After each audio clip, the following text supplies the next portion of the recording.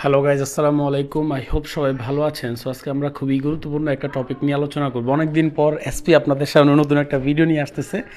খুবই ব্যস্ততা ছিলাম, যার জন্য নতুন ভিডিও বা ভয়েস আপনারা আমার পাননি অথবা অ্যাক্টিভিটিও পাননি। বাট এখন থেকে আমরা নিয়মিত, সামনে উইকেন্ড আর 2 দিন পর থেকে আমরা নিয়মিত আমাদের চ্যানেলে আবার আগের মতো অ্যাক্টিভিটি পাবো এবং আই হোপ আপনারা আবারও খুবই ব্যস্ত হয়ে পড়বেন আমাদের ট্রেড নিয়ে।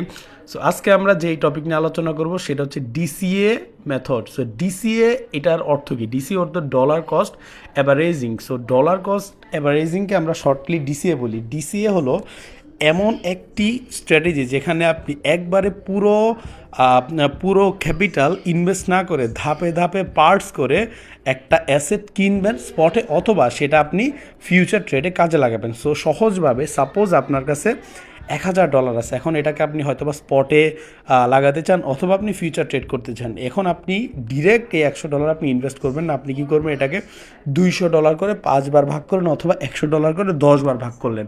সো কেন মূলত ডিসিএ মেথড করা হয়েছে? ডিসিএ মেথড আই হোপ আপনারা সবাই বুঝছেন যে সাপোজ আপনি একটা সেলের সিগন্যাল পেলেন বা শর্টের সিগন্যাল পেলেন, তখন সাপোজ আপনার ক্যাপিটালের 10% আপনি ট্রেড করতে চান। 10% হইতে পারে আপনার $10।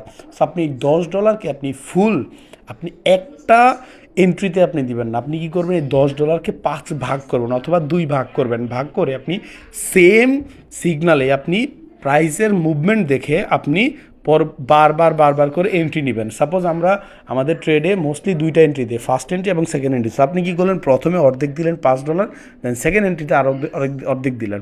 এইভাবে মূলত আমাদের ডিসিএ মেথডটা কাজ করে। সো কেন ডিসিএ মেথড ব্যবহার করা হয়? এই মেথডটা ব্যবহার করা হয় মূলত মার্কেটের আপ ডাউন হলে রিস্ক কমে, এভারেজ বাইং প্রাইস বেটার হয় এটা স্পটের ক্ষেত্রে, এবং ইমোশন কম কাজ করে, প্যানিক বাই সেল কম হয়।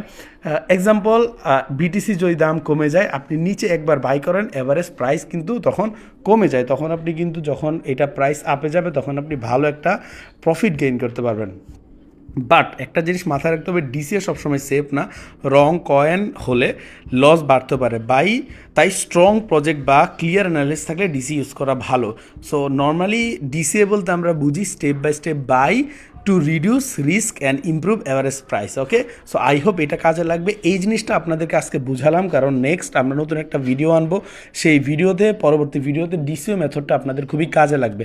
সেটা হবে আমরা একটা ট্রেডে কত পার্সেন্ট ডলার আমরা ইউজ করি আমাদের মেইন মার্জিনের। সো আমরা আই হোপ সামনে এই ভিডিওটা দিলে আপনারা এই ভিডিওর মাধ্যমে ওইটা খুব ক্লিয়ার হয়ে যাবেন। ধন্যবাদ।